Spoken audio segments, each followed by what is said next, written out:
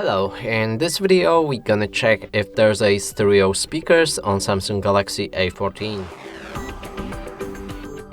And to do this, first let's locate all of the speakers. First one is right here, and that's a main speaker on this device. And the next one would be on top of the screen right here, and that's a phone call speaker.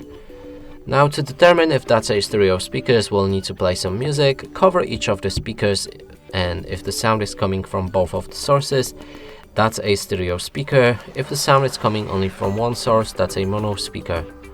Let's try it out.